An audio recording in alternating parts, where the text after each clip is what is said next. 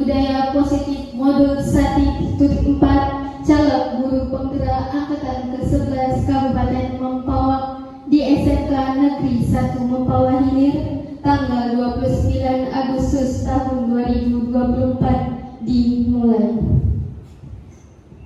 Assalamualaikum warahmatullahi wabarakatuh. Salam sejahtera bagi kita semua.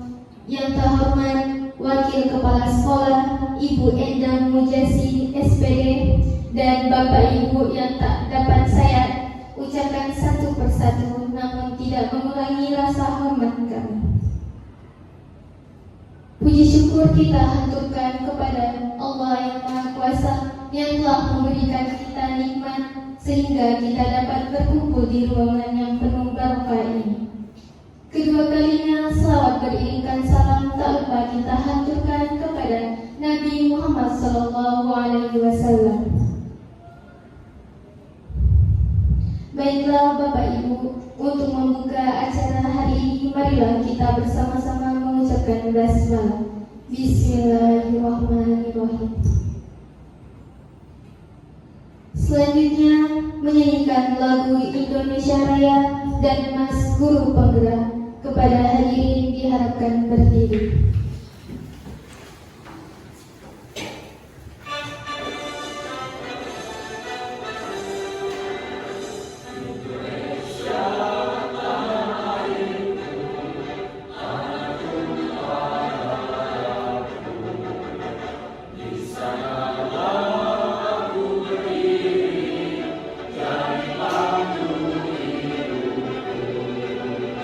Indonesia bangsa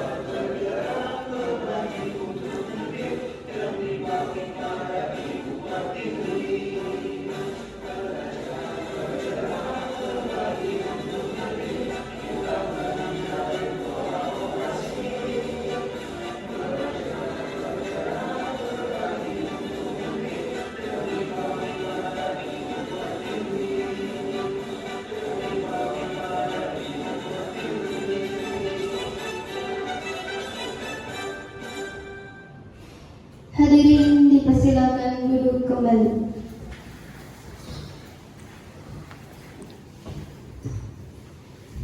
Acara selanjutnya, sambutan kepala sekolah yang kali ini diwakilkan oleh Wakil Kepala Sekolah Ibu Endang Mujiasi SPD, dipersilakan. Assalamualaikum warahmatullahi wabarakatuh. Dan selamat pagi. Yang kami hormati Pak Usmadi selaku CGP Angkatan 11 dan Bapak Ibu guru semua yang mengikuti kegiatan hari ini. Alhamdulillah, puji syukur kita panjatkan kehadirat Allah Subhanahu wa taala. Hari ini kita bertemu dalam rangka kegiatan diseminasi untuk budaya positif. Nah, mudah-mudahan kegiatan ini nanti bisa setelah diseminasi ini bisa kita laksanakan bersama untuk perkembangan kemajuan sekolah kita. Jadi budaya positif ini adalah suatu hal yang sangat penting.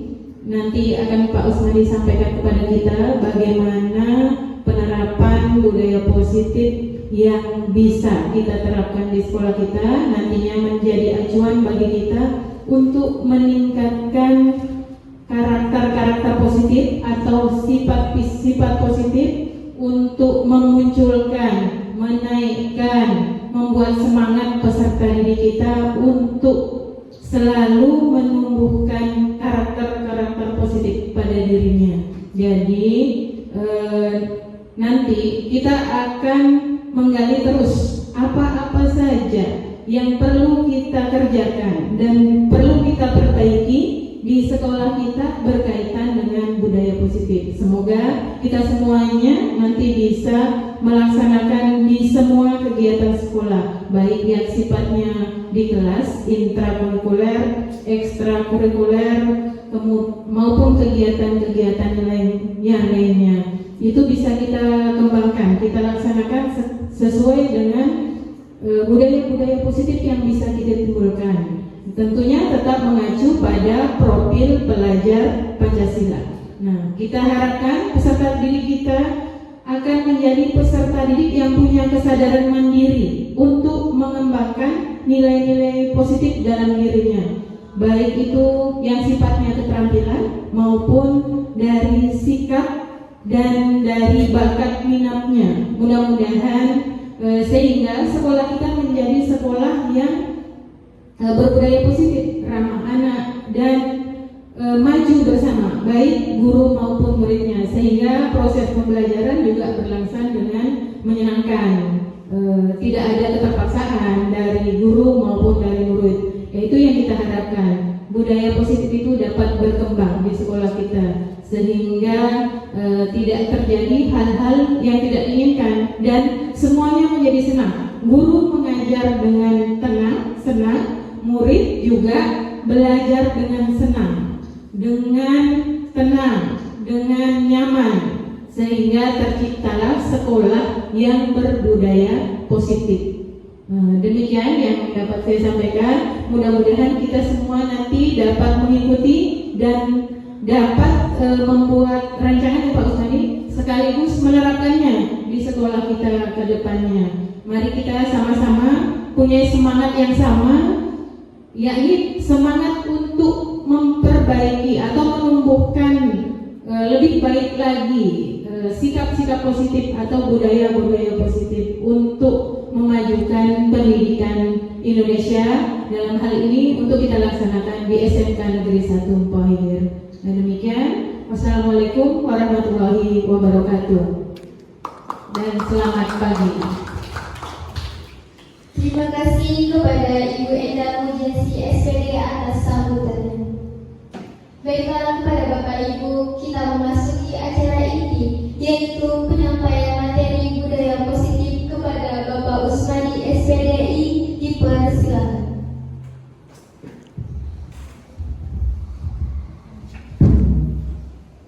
Assalamualaikum warahmatullahi wabarakatuh. Selamat pagi dan salam sejahtera untuk kita semua. Karena kita orang Kalimantan Barat, salam identik yang biasa kita sapa adil kak kali membaca rumit kak saruga paseng angkat ibadah. Baik Bapak Ibu, terima kasih atas kehadirannya yang bersedia menyediakan waktu.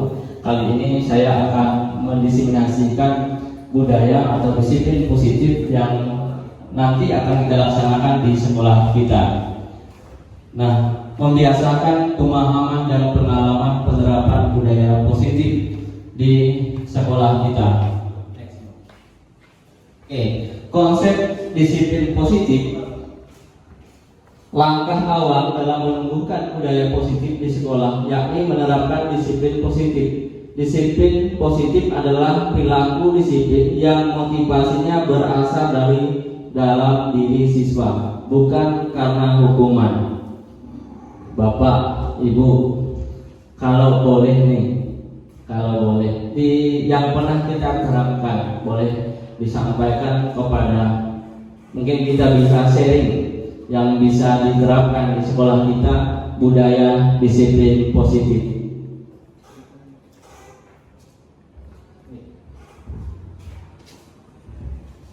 Oke, mohon kesediaannya kepada Bu.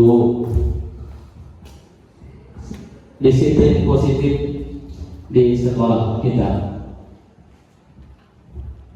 Contoh disiplin positif, kalau di kelas biasanya kami membuat kesepakatan atau keyakinan kelas supaya di kelas itu siswa atau murid-muridnya teratur dan mengikuti apa yang telah mereka sepakati. Oke, tepuk tangan buat Bu Dewi. Terima kasih Bu. Jadi budaya disiplin positif itu yang harus kita terapkan kepada siswa, kepada anak kita mulai daripada diri kita dulu. Misalkan kita ketemu anak nih, ya kan, bahasa keseharian sehingga tidak menyakitkan anak, sehingga anak-anak kita merasa di sekolah itu seperti teman kita sendiri. Nah, di mana pengabdian kita yang harus melayani anak-anak sesuai dengan keyakinan yang sudah kita buat. Keyakinan sekolah misalkan berpakaian rapi, tetapi kita tidak menghakimi anak-anak kita ketika tidak berpakaian rapi, kita iming-iming dengan poin atau sanksi. Jadi disiplin positif membiasakan kepada anak-anak kita. Nah, kita sendiri juga harus membudayakan bagaimana kita sebagai pelayan yang baik di sekolah ini memberikan dampak yang baik terhadap anak-anak kita. Oke, next. Keyakinan kelas. Nah, Bapak Ibu, boleh saya tanya, apakah Bapak Ibu ada membuat keyakinan kelas? Siapa yang bisa? Bu Nopi. Peraturan sekolah. Ya, salah satu keyakinan kelas itu biasanya kita buat antara wali kelas dengan siswanya atau peserta didik. Yang biasanya pertama kali itu adalah pergi sekolah dengan tepat waktu, memakai seragam sesuai aturan di sekolah. Terus sebelum masuk kelas itu harus bersih dan rapi. Sekian, terima kasih. Oke, tepuk tangan buat Bu Nopi. Terima kasih Bu, bagus sekali. Jadi keyakinan kelas itu yang dulu kita kenal dengan peraturan kelas, ya kan? Jadi setiap kita masuk, setiap kita akan mengajar, maka kepada anak-anak kita ajak buat keyakinan kelas. Pertama, misalkan datang tepat waktu, tapi bukan kita yang membuat itu, kita tulis, tidak, tapi berdasarkan kesepakatan yang dibuat bersama anak-anak kita. Nah, yang kedua, misalkan selain berpakaian rapi, juga harus memperhatikan keadaan sosial anak, di mana anak itu berada. Kalau pakaian hanya bisa rapi tetapi tidak bisa berseragam misalkan. Nah, karena dia orang tidak mampu juga kita tidak boleh memaksakan. Tapi bagaimana dia berusaha untuk menggunakan pakaiannya misalkan masukkan ke dalam. Yang kedua, disiplin. Nah, datang tepat waktu, masuk sesuai jam atau keyakinan sekolah. Dan yang ketiga, misalkan mengerjakan tugas sesuai yang sudah disepakati. Oke, berikutnya.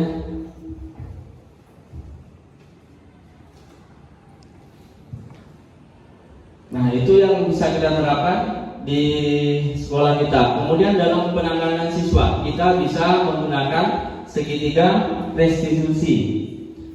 Nah, segitiga restitusi itu biasanya kita harus yang pertama kali apa yang harus kita lakukan? Kalau anak kita bermasalah, nah gimana kita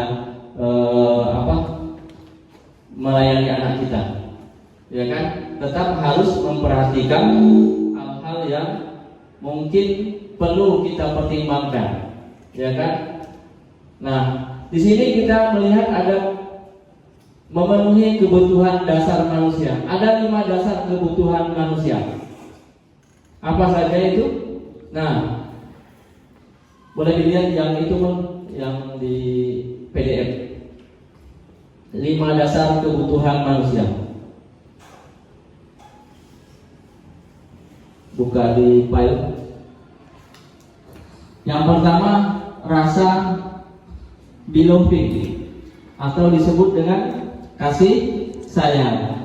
Jadi anak-anak kita biasanya, nah ini ingin merasakan, ingin disayang, pengen seperti dia bersama orang tuanya seperti itu. Jadi pengen tahu dasarnya bagaimana, sehingga mereka merasa ada rasa gimana gitu kan. Nah, bukan seperti musuh, nah bukan seperti orang lain, tetapi ada hubungan seperti saudara atau seperti hubungan yang sudah lama terjalin. Itu salah satu kebutuhan dasar manusia. Dan yang kedua adalah kebutuhan bertahan hidup. Nah, kebutuhan bertahan hidup, nah bertahan untuk memperoleh haknya, ya kan? Ada di dalam kehidupan itu pengen membutuhkan sesuatu. Apa saja hal-hal yang dibutuhkan? Nah, misalkan butuh dalam kehidupan itu butuh perhatian, butuh makan, butuh dalam hal bermasyarakat, ya kan? Sehingga diakui di masyarakat, anak-anak kita ingin mendapatkan hal-hal yang mungkin sama seperti anak-anak yang lain dapatkan, tapi bukan merasa dia terasingkan. Dan yang kedua adalah kasih sayang sudah, kemudian penguasaan atau kebutuhan pengakuan atas kemampuan. Misalkan nih di DKP anak menghasilkan sebuah karya, ada anak yang lain juga menggunakan karya. Kita tidak pernah atau kita tidak boleh menduga-duga anak kita ini hasilnya nyontek atau hasilnya itu tidak sesuai apa yang kita harapkan. Tapi bagaimana kita yang berusaha untuk memberikan hak anak itu, memberikan sesuatu motivasi. Jadi hasil karyanya harus kita puji. Nah, harus kita hargai. Dan bagaimana kita memberikan surprise, bagaimana kita memberikan motivasi yang lebih sehingga karya-karya itu terus, dan kita harus mengakui itu. Nah, misalkan keterampilan anak kita dalam hal di bidang yang lain, misalkan ekstrakurikuler, drum band.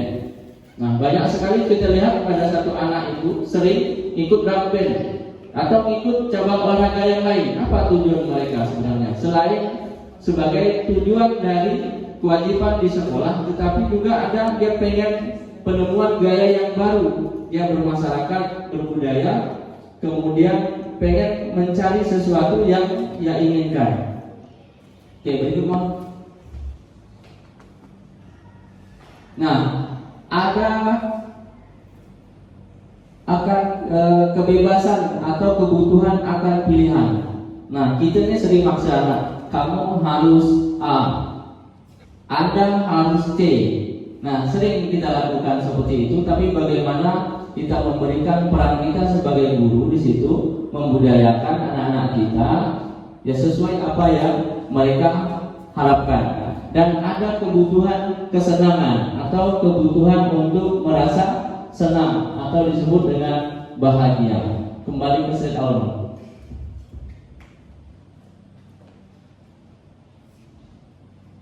Oke.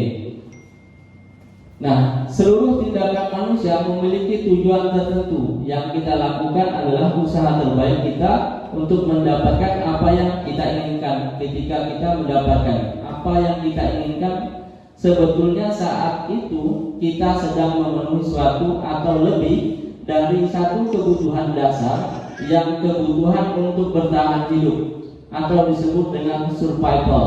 Kemudian tadi yang sudah kita lihat tadi ada love and belonging, kemudian ada kebebasan atau yang sering disebut dengan freedom, kemudian ada fun, kemudian ada power atau kekuatan.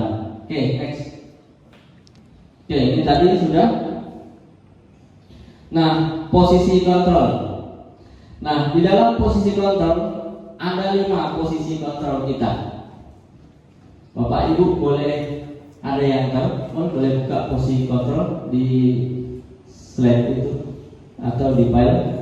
Ada 5 posisi kontrol. Yang pertama adalah kita ini sering menggunakan posisi kita adalah sebagai penghukum, ya kan? Kita tidak memposisikan diri kita sebagai manajer. Apa maksudnya penghukum, Bapak Ibu? Boleh share untuk kita semua. Pak Lexi, bisa kasih masukan kepada saya, apa maksud dari posisi kita sebagai penghukum? Baik, jadi maksud dari posisi seorang guru sebagai penghukum itu misalnya begini ya. Kalau menurut pemahaman saya, ketika dalam kesepakatan kelas atau misalnya keyakinan kelas ada salah satu siswa yang melakukan tindakan melanggar keyakinan atau kesepakatan itu, maka biasanya guru menempatkan diri di situ sebagai penghukum. Ya. Padahal kalau kita mungkin melihat dari apa yang sudah disampaikan oleh Pak Usmani tadi, guru harusnya sebagai motivator atau memberi motivasi, bukan sebagai penghukum di situ. Ya, mungkin yang saya pahami mungkin seperti itu. Oke, terima kasih. Tepuk tangan buat Pak Lexi. Oke, jadi posisi penghukum itu misalkan begini Pak, ketika anak itu melakukan kesalahan, lalu kita kasih dia sanksi. Nah, hal seperti itu yang sering kita lakukan, bukan? Terus pakai, kalau anak melakukan sesuatu jarang sekali kita memberikan applaus atau penghargaan. Kalau anak melakukan salah, sering kita berkata yang tak sesuai, ya kan? Yang tidak harusnya kita keluarkan sebagai seorang guru, kita keluarkan. Kamu salah ini. Nah, kan tadi Bapak sudah bilang ini tidak boleh, harus kita lakukan. Tetapi kenyataannya itu seringkali kita lakukan. Hal-hal seperti itu yang sering kita langgar. Kita tidak menempatkan diri kita. Itulah fungsi kita. Kita harus menghindar, harus jauh-jauh dari posisi sebagai penghukum. Dan posisi yang kedua adalah posisi sebagai yang tadi slide. Sebagai posisi supervisor atau disebut dengan pengawas, atau sering kita sebut dengan pemantau. Slide tadi Nah, pemantau. Jadi kita mendengarkan keluh kesah anak, misalkan, ya kan? Kita dengar dulu ceritanya tuh.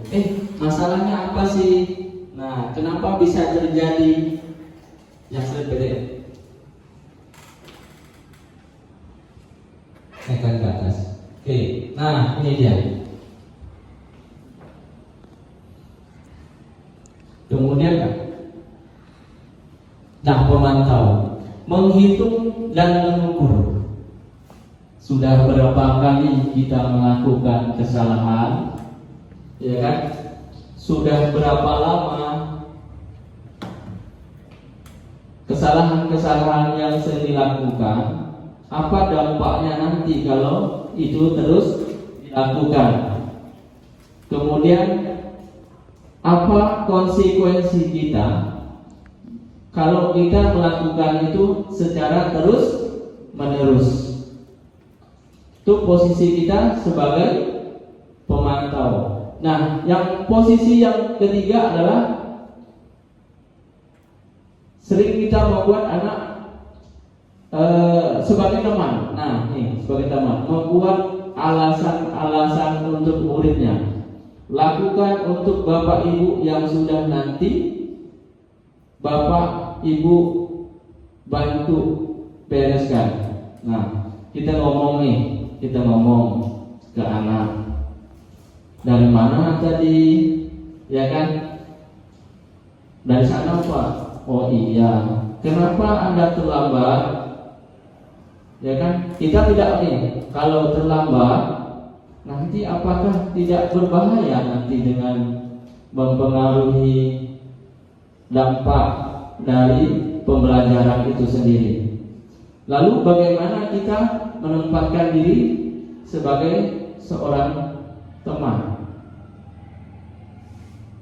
Kita harus mendengarkan keluh kesah yang dirasakan oleh siswa atau peserta didik. Nah, coba ke bawah. Nah, di situ. Lagi mana? Nah, tergantung tidak memiliki atau tidak bisa memutus murid meletakkan guru sebagai orang penting di dalam dunia ini, ya kan? Jadi kalau kita mengatakan anak-anak kita merasa lebih nyaman, dia merasa gurunya adalah sebagai teman, bukan sebagai orang lain.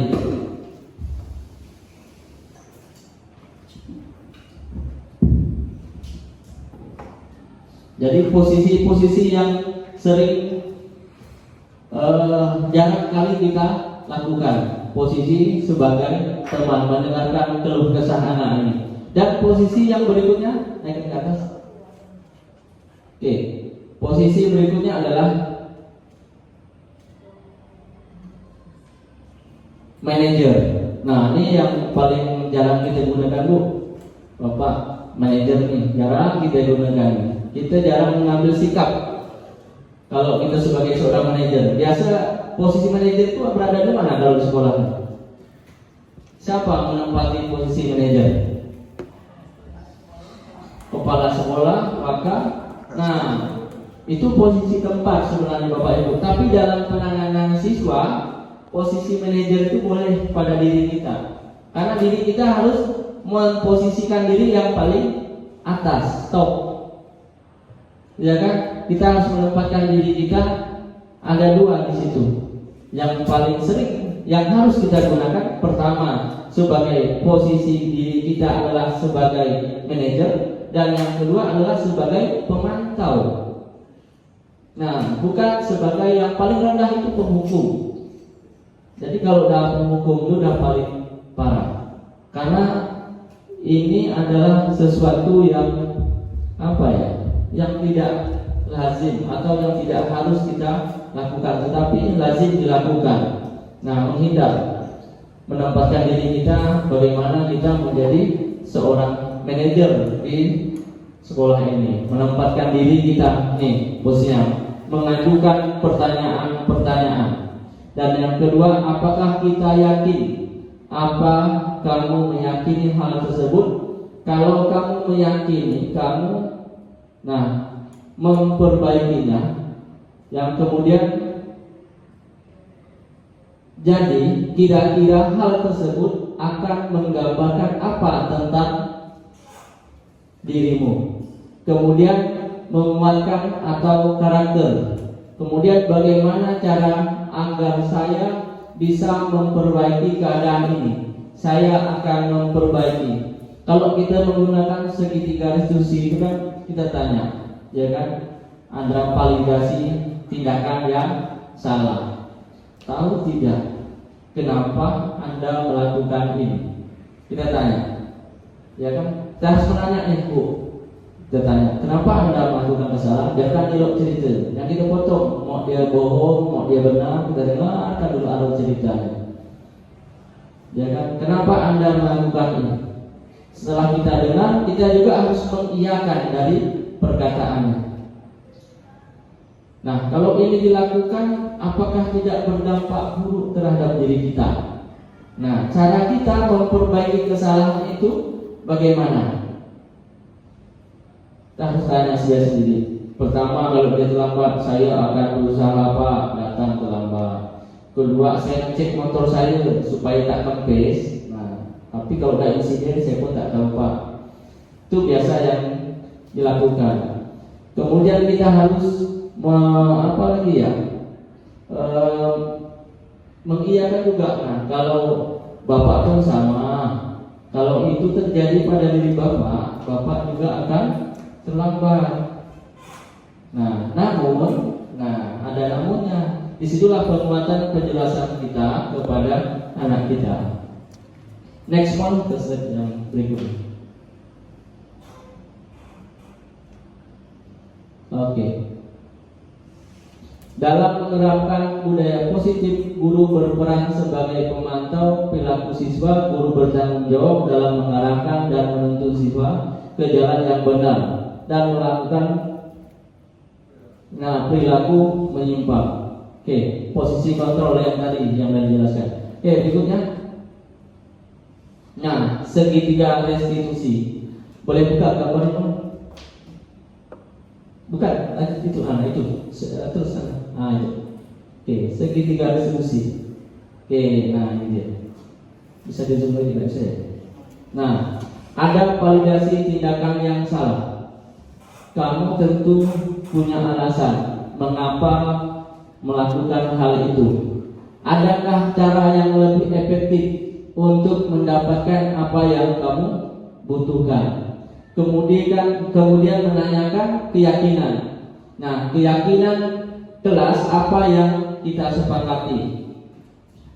Kalau anak misalnya terlambat mengerjakan tugas, ya kan, kita tanya itu, kenapa terlambat, kenapa tugasnya telat, ya kan, kita kemudian bertanya lagi, jadi dengan alasan kemudian kita mengiyakan dulu.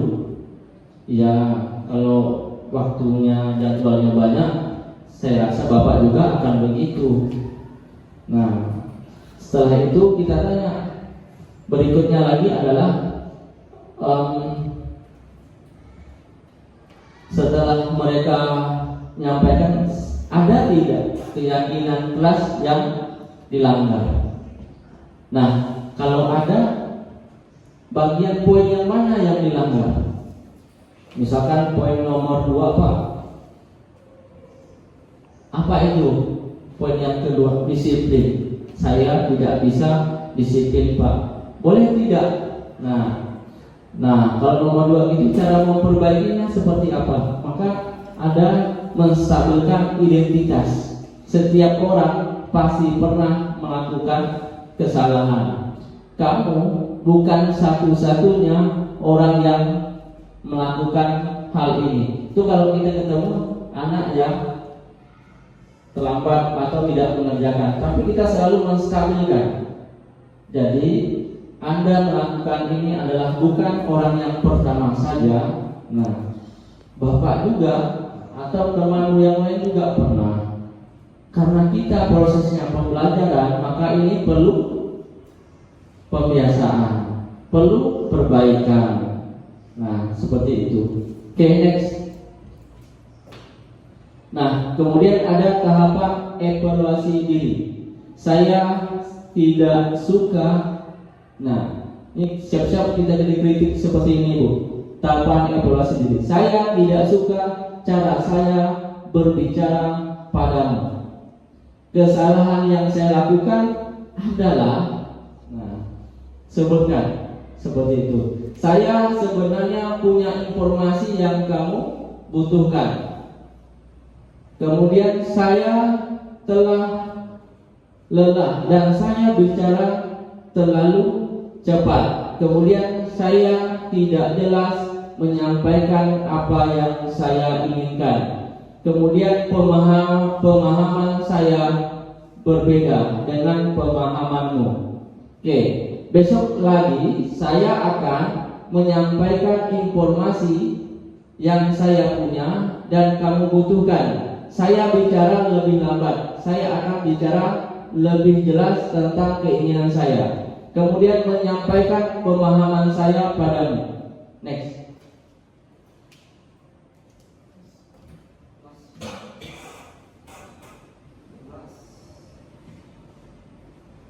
Habis dong. Oke. Buka lagi yang slide yang itu, yang PDF. Oke. Disiplin positif. Kurang banyak.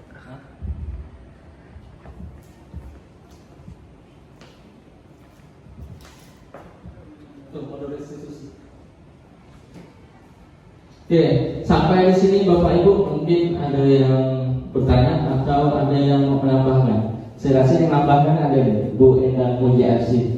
Silakan Bu. Terima kasih. Mungkin tidak menambahkan, tetapi menyemangati diri bersama dengan kawan-kawan yang lain. Jadi sangat baik untuk materi disiplin positif ini menyadarkan kita bahwa selama ini mungkin kita pernah melakukan kesalahan terhadap murid-murid kita. Jadi yang disampaikan tadi cukup membuka wawasan kita bahwa ada hal yang bisa kita lakukan selain dengan cara menghukum. Walaupun menghukum ini mungkin tujuan kita adalah untuk memperbaiki siswa, ternyata hal tersebut salah.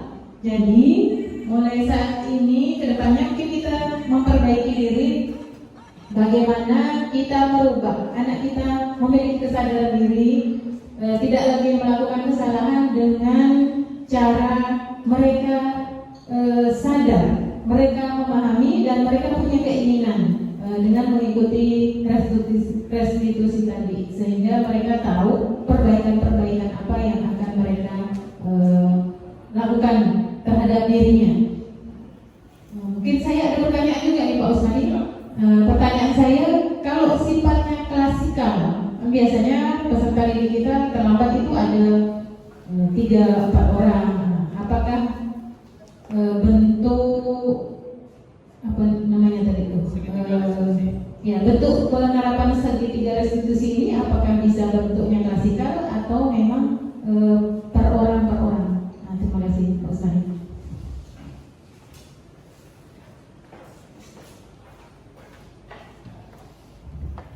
Baik, Bu Enda, pertanyaan Bu Enda.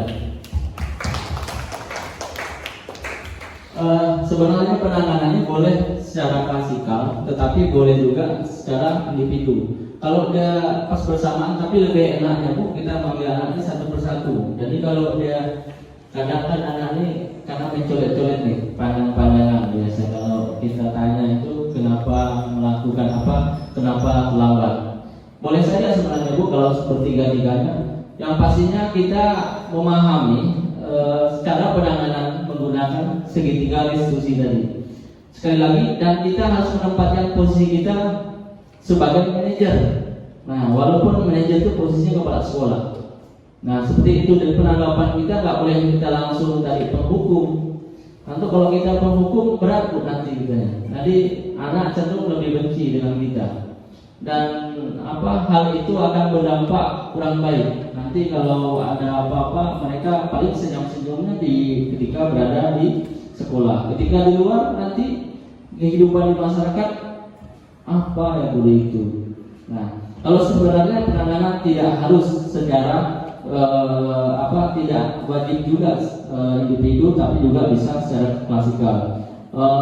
Mungkin Bu Indi bisa sebagai guru BK membantu saya menjawab, karena penanganan yang biasa dilakukan walaupun dalam akhir-akhir ini Bu Enda saya Bu BK ini kami sering kolaborasi karena Pak Lexi juga karena sudah kembali peran karena guru agama dengan guru BK itu sama posisinya adalah sebagai pembimbing atau bimbingan konseling atau sebagai penolong. Tadi bagaimana ada beberapa kasus kemarin dengan Bu Eka juga sudah ada anak yang berkelahi kemarin, tapi saya coba menerapkan penerapan segitiga restitusi itu sehingga penanganannya dengan harapan terarah dan terukur sehingga kita juga tak salah gitu kan dalam bertindak. Walaupun BK senior saya, Bu Iris senior gitu kan penanganannya sudah sering dilakukan, tetapi perlunya keterlibatan kolaborasi di antara kita semua saling mendukung. Apalagi kita tidak ada saling menolakkan diri itu sendiri, tapi kita maju bersama-sama. Jadi bukan karena kita sendiri pengen hebat, nggak ada. Jadi kita berkolaborasi. Dalam akhir-akhir waktu ini saya sering kemarin ada kemarin ya Bu ada 2 kali kalau nggak salah kita sering berkolaborasi di ruang BK membantu sebisanya yang bisa saya lakukan supaya mengidentifikasi itu kita tadi terarah dan terukur dan mudah-mudahan ikhtiar kita anak-anak kita tak merasa bosan juga gitu kan, tak merasa benci sehingga apa yang kita harapkan anak kita bisa tumbuh dan kembangnya itu sesuai dengan kodratnya. Mungkin silakan Bu Diti bisa membantu.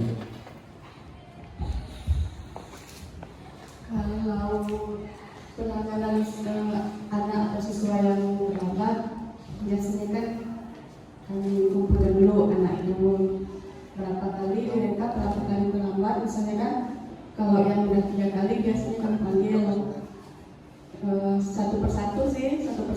Jadi ditanya dulu alasannya terlambat itu apa misalnya kan. Nanti misalnya minggu depan terlambat lagi, tanya lagi apakah sama alasannya atau ada hal lain. Kalau misalnya alasan biasa banyak anak itu, kalau yang misalnya di luar misalnya dari Purun, alasannya bisnya Bu atau ketinggalan bis atau gitu, kami masih bisa memaklumi, ya kan? Karena kendalanya di jarak rumah ke sekolah lumayan jauh dan kendaraan. Tapi kalau misalnya anak yang masih di sekitar bawah, di pasar atau mana, nah itu kadang kami kasih penguatan lah. Kami kasih penguatan kenapa kawan-kawan yang jarak rumahnya jauh kok bisa datang lebih awal daripada kalian, gitu kan? Kalau secara pribadi dan misalnya. Tapi kita juga tidak boleh langsung memvonis anak. Ini kamu lagi lama setiap hari kamu terus, nah itu juga salah sebenarnya kalau kami kayak gitu kan. Nah jadi lebih ke mencari alasan, mencari penyebab keterlambatan anak itu apa, itu kayak gitu ya. Oke. Terima kasih Bu Iri. Jadi kalau BK sudah tidak kita lakukan. Jadi penanganannya bagaimana anak itu yang merasa tak terzolimi lah bahasa gitu kan. Mungkin Pak Hendrik mungkin ada masukan atau ada pertanyaan atau hal apa yang lain bisa diceritakan atau sharing bagi kita bersama kami.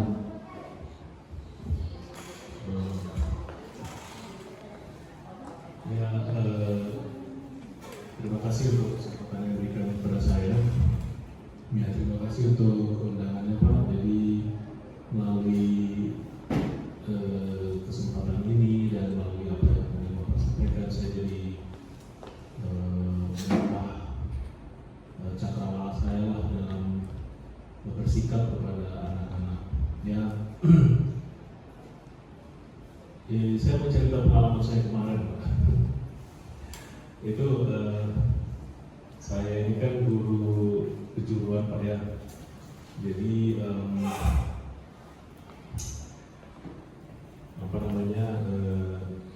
sering memakai lab, dan di lab itu alat-alat mahal Pak.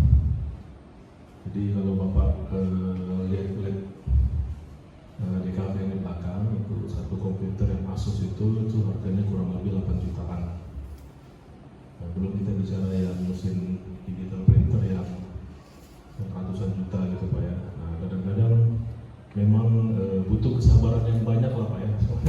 ini udah dibilangin. Karena untuk mengoperasikan benda itu ada prosedurnya Pak, prosedur K3. Tujuannya tentu supaya pertama-tama aman, bukan saja bagi alat itu sendiri harus aman, karena alat itu alat mahal, tapi juga bagi usernya, karena kalau salah-salah dikit, misalnya kesetrum atau ketimpa sesuatu dan lain-lain. Nah, kadang-kadang memang ini Pak yang mungkin sebagai guru ya saya susah juga, sudah dibilang berapa kali prosedur menyalakan komputer, tapi masih banyak aja anak-anak kadang-kadang mematikan komputer itu tidak melalui prosedur yang kita kita ajarkan gitu. Nah, alat ini memang nggak langsung rusak Pak, tapi kalau sering-sering seperti itu memang akan menjadi seperti rusak. Nah, kadang-kadang itulah tanggung jawab saya sebagai guru ya. Kadang-kadang itu juga yang membuat saya kurang sabar. Saya nggak pernah mengatakan kata-kata kasar, cuman biasanya saya berikan hukuman. Hukumannya tidak seperti apa? Hukumannya seperti ini Pak. Misalnya seperti ini, saya kasih dia hukuman tidak boleh ikut 1 kali pertemuan lab. Tapi hanya itu. Tapi pertemuan kelas dia tidak bisa ikut. Tapi 1 kali pertemuan lab itu saya skor. Jadinya supaya dia merefleksi dulu Pak. Saya sudah kasih tahu dia kan. Nah, jadi dia merefleksikan bahwa dengan cara dia seperti itu menyebabkan pertama-tama alatnya cepat rusak. Dan kemudian pekerjaan kawan-kawannya nggak selesai seperti itu. Mungkin saya lanjut gitu Pak. Terima kasih. Boleh saya tanya Pak, sebelum menghidupkan komputer atau P3 yang Bapak sampaikan tadi, K3, apakah anak-anak sudah dijelaskan Pak? Sudah dijelaskan, tapi masih hilang. Memang nggak semua anak sih Pak. Memang ada beberapa anak yang memang mungkin saya pikir, kalau saya pikirkan ya Pak, memang beberapa anak ini butuh penjelasan atau memang harus berkali-kali dibilang. Nah, gitu. Apakah nanti kedepannya Pak akan begitu lagi Pak? Saya pikir enggak sih, karena belajar dari pengalaman saya sepanjang tahun sebelumnya, biasanya kalau anak-anak itu ditegur pertama, kedua, ketiga, nah mereka berikutnya akan berubah. Memang itu butuh waktu Pak. Ini khususnya anak kelas 10 Pak ya. Jadi mau lah. Memang anak kelas 10 mereka. Nah biasanya di kelas 11 dan kelas 12 mereka sudah dewasa, cara berpikirnya mereka sudah tahu. Oke, terima kasih Pak. Terima kasih Pak Yandi. Apapun bentuknya, apapun caranya, kalau sifatnya menghukum Pak, tak boleh. Nah, apalagi kita sudah sekolah SMK PK, pusat keunggulan. Kurikulumnya sudah kurikulum merdeka atau sering kita sebut dengan IKM, implementasi kurikulum merdeka. Nah, di zaman sekarang ya kan tak berlaku lagi seperti yang sudah itu yang di masa lalu. Hari ini kita tidak lagi ada kata-kata men-skor anak. Kita tak boleh lagi menjudge anak. Kita nggak ada lagi kata-kata harus dia lakukan. Hal-hal seperti itu akan berdampak buruk terhadap anak kita, karena sistem pendidikan kita tidak mengajarkan seperti itu. Karena prinsip yang pernah diajarkan oleh Ki Hajar Dewantara adalah anak itu tumbuh dan kembang sesuai dengan kodratnya, sesuai dengan perkembangan zaman. Jadi bukan kita nggak harus lagi menurutkan emosi. Kita nggak boleh marah-marah kepada anak kita, tapi bagaimana mendekatkan diri kepada anak. Jadi pembelajaran berproses sehingga kita yakin hasilnya juga akan lebih baik. Pak Ridwan, mungkin ada pertanyaan, saran atau tanggapan tentang penjelasan ini? Bismillahirrahmanirrahim. Sebelumnya saya mengucapkan terima kasih atas undangan untuk saya, sehingga saya dapat memperoleh ilmu yang gratis yang sangat bermanfaat ini. Untuk kesempatan ini saya hanya memperjelaskan setelah saya keluar dari sini, saya memperoleh keyakinan ada satu paparan materi tadi mengenai posisi kontrol guru. Jadi posisi kontrol guru tadi dipaparkan ada 5 macam. Salah satunya tadi menghukum, membuat rasa malu, manajer. Artinya posisi kontrol guru di sini ada 5. Posisi kontrol ini kan pendekatan guru untuk menerapkan disiplin positif. Di sini menjelaskan macam-macam posisi kontrol atau ada 5 ini atau gimana ya? Oh ini tak boleh, ini boleh dilakukan, atau menjelaskan ini loh pilihan macam-macam posisi kontrol. Posisi kontrol kan pendekatan. Kalau yang ini positif, kalau ini kelebihan ini, kalau yang menghukum kelebihan ini, kekurangan ini, atau gimana gitu, Pak? Karena kan pendekatan kan hukuman ini sifatnya kan kadang kan emang sih tidak tertulis ya, hukumannya tertulis atau gimana? Karena juga hukumannya ini sifatnya yang positif. Jadi saya minta penjelasan lagi lah Pak, masalah posisi kontrol ini ada 5 gitu kan. Salah satu tadi menghukum, merasa malu, keyakinan. Apakah dijelas ke sini manfaat positif atau negatif atau gimana gitu Pak? Apakah ini loh bisa yang dipilih oleh guru gitu? Nah, gitu ya Pak. Makasih. Oke, terima kasih. Terima kasih. Pak Ridwan ini masih bingung. Sedangkan menghukum itu ada dampaknya positif ya Pak Ridwan, akan mengubah anak. Kemudian posisi kontrol yang mana yang pas nih sebenarnya nih? Masih bingung penjelasannya. Ada nggak Bapak Ibu yang bisa bantu saya jawab dari pertanyaan Pak Ridwan? Oke, terima kasih. Saya minta ditayangkan lagi yang tadi tabel Pak Moleng yang tabel.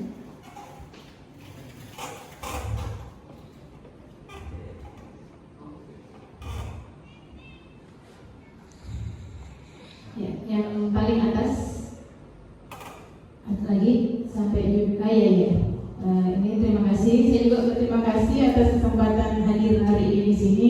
Selama ini sudah mendengar tentang budaya positif, bagaimana menangani anak, tapi hari ini lebih jelas apa yang harus kita lakukan, apa yang boleh, apa yang tidak boleh. Mungkin dari judul ini kita bisa lihat motivasi eksternal itu. Motivasi eksternal dilakukan murid akan mendapatkan motivasinya dari eksternal. Tetapi yang paling baik adalah kalau dia mendapatkan motivasi intrinsik dari dalam dirinya sendiri. Jadi kalau kita menghukum, dia itu menghindari kesalahan karena takut dihukum tadi. Jadi motivasinya masih eksternal. Kemudian karena dia merasa bersalah, itu juga masih motivasinya eksternal. Nah, perilaku kontrol positif, nah ini sudah mengarah lebih baik lagi dari yang 2 tadi. Kita guru menjadi posisi teman, itu sudah lebih baik lagi daripada menghukum. Namun masih belum menumbuhkan kesadaran dari murid karena masih kita yang membantu. Jadi yang menyelesaikan masalah kita.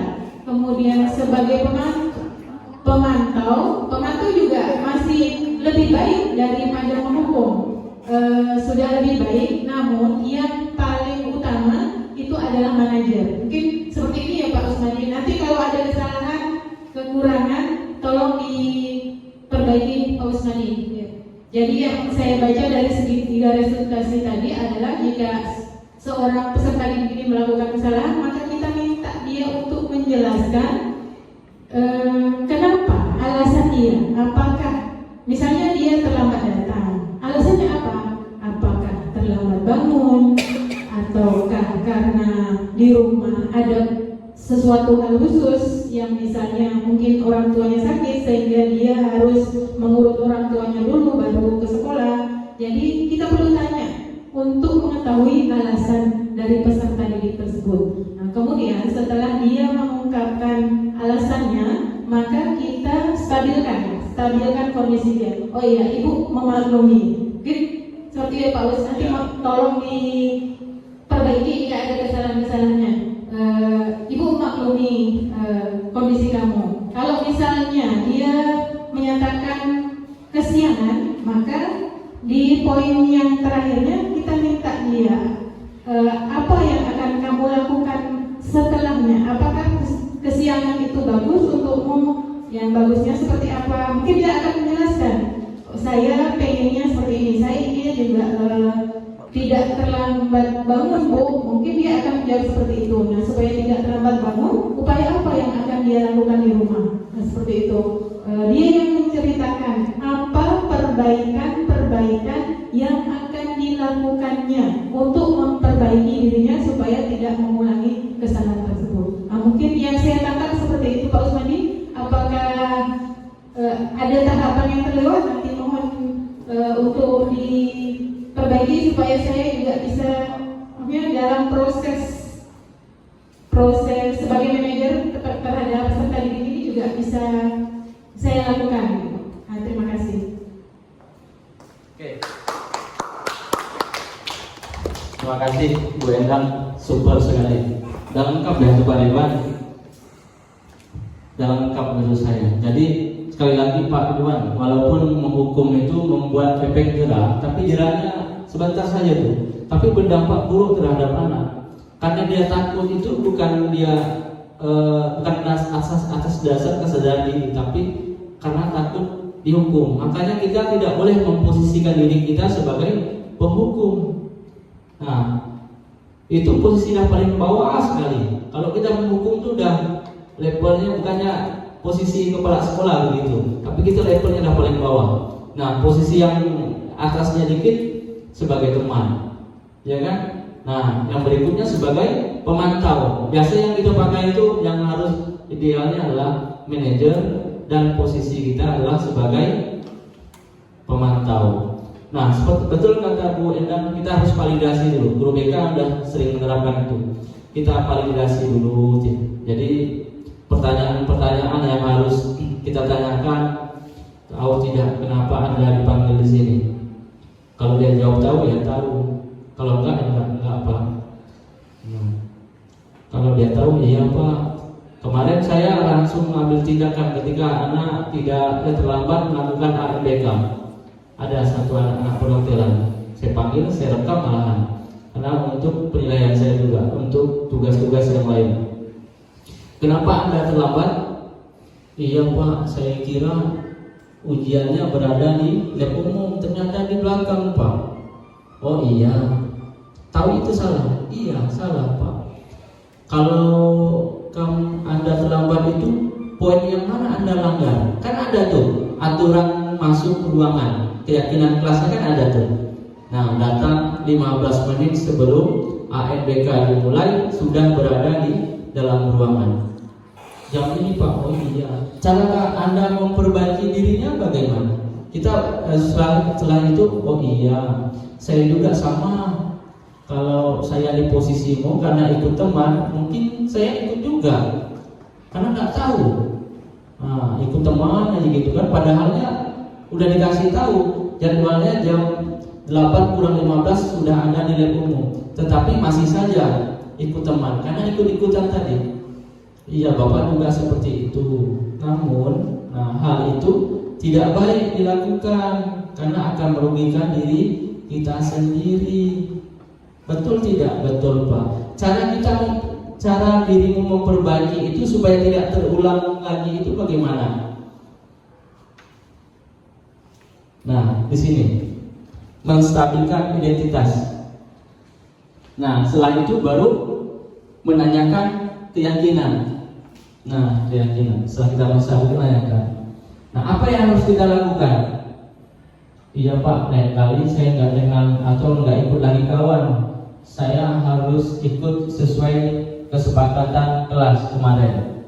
AMBK dimulai ini lokasinya berada di ruang lab AK.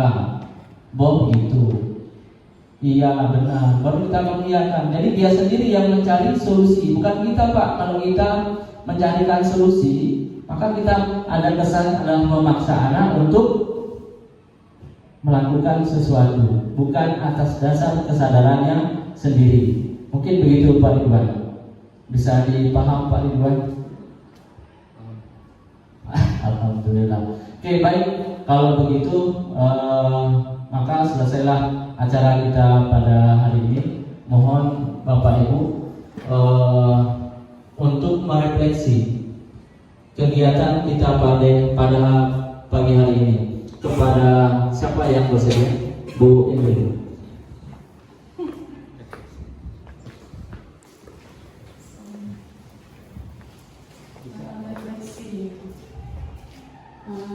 Kalau yang bisa saya dapatkan setelah mengikuti diseminasi budaya positif modul 1.4 calon guru penggerak angkatan ke-11 ini adalah saya mendapatkan ilmu baru dari apa yang disampaikan oleh Pak Kusnadi. Contohnya seperti kontrol posisi kontrol. Nah itu saya sebelumnya kan kami belum mengetahui apa itu posisi kontrol kan. Jadi bisa memahami tentang bagaimana itu posisi kontrol sebagai penghukum, sebagai teman, sebagai pemantau dan sebagai manajer. Dan harapan saya dari mengikuti diseminasi budaya positif ini, semoga kita sebagai guru mampu dan bisa menerapkan ini ke semua peserta didik kita di sekolah. Terima kasih. Oke, makasih. Oke, saya minta dua lagi untuk merefleksi. Bu Rusmalina merefleksi kegiatan hari ini. Terima kasih atas waktu yang diberikan kepada saya. Jadi saya sangat berterima kasih bisa menjadi peserta di diseminasi budaya positif modul 1.4, di mana banyak masukan bagi saya bahwa kita sebagai guru itu untuk memberikan bukan hukuman ya, tapi untuk memberikan pengertian yang lebih kepada siswa kita terhadap kesalahan yang mereka lakukan itu sebenarnya tidak boleh semena-mena, tapi semuanya udah ada aturannya, sehingga anak pun mengerti kesalahan yang mereka buat dan mereka juga dapat memperbaiki kesalahan mereka, yang kita juga bisa menggunakan segi garis polisi, di mana kita juga bisa sebagai pengontrol, manajer sesuai dengan segi garis polisi, yang sehingga siswa dapat masukan yang lebih terhadap diri mereka sendiri untuk memperbaiki diri mereka juga. Nah itu yang saya dapatkan. Terima kasih. Dan harapan saya semoga kita sebagai tenaga pengajar, terutama guru ya, yang bisa menjadi penggerak bagi siswa-siswa kita dapat menerapkan ini di setiap pelajaran yang kita lakukan, di setiap tatap muka kita terhadap siswa kita, dalam menangani siswa-siswa kita yang mungkin mereka kadang-kala mempunyai masalah, dan kita berharap kita bisa membantu mereka untuk memberikan solusi terhadap permasalahan mereka. Terima kasih. Oke. Terima kasih kepada Bu Rusmalina. Satu lagi terakhir siapa? Bu Elan atau Bu Nopi?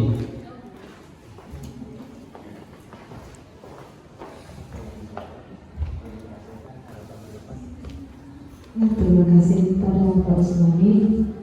Sama juga seperti kawan-kawan yang lainnya, saya sangat berterima kasih diundang di kegiatan ini, yaitu diseminasi budaya positif modul 1.4.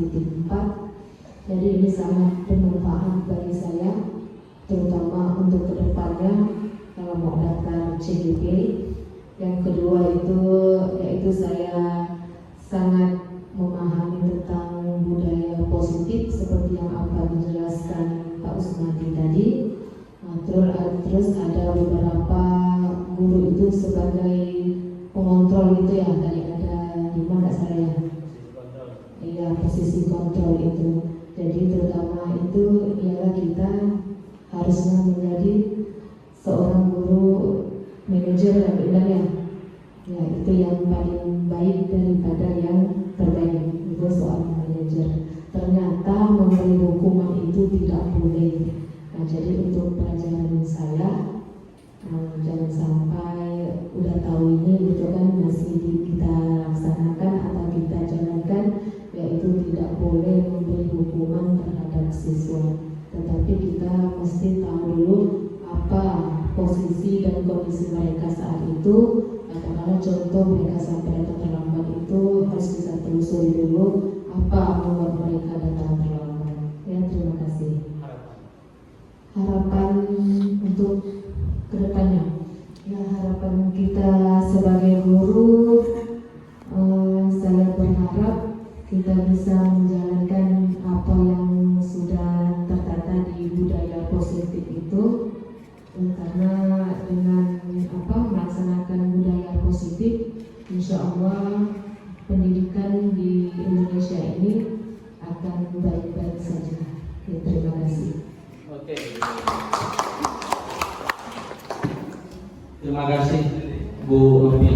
Jadi budaya positif adalah budaya yang seyogyanya kita jalankan, bukan lagi harus menunggu aturan yang dilaksanakan. Dan ingatlah ketika kita berada di sini, karena posisi kita adalah kita harus menghamba kepada murid, karena kita adalah sebagai seorang guru bagaimana melayani anak-anak kita sehingga anak-anak itu merasa nyaman dan betah di sekolah, sehingga tidak memposisikan diri kita sebagai seorang penghukum, dan posisikanlah diri kita sebagai seorang manajer. Saya rasa saya cukup. Mohon maaf apabila terdapat kekurangan penyampaian materi pada pagi hari ini, baik disengaja maupun tidak sengaja.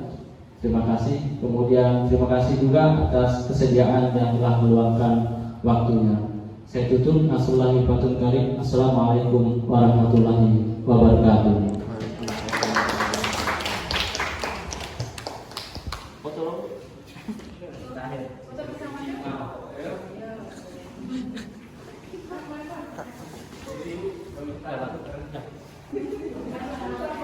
Terima kasih kepada Bapak Usmadi SPDI atas penyampaian materinya hari ini. Sangat luar biasa ya Bapak Ibu, atas penyampaian Bapak yang sangat luar biasa, sangat jelas dan juga rinci. Dan semoga apa yang telah disampaikan tadi dapat kita implementasikan di sekolah maupun di kelas. Kita beri apresiasi tepuk tangan dulu kepada materi kita. Baiklah, pada Bapak Ibu,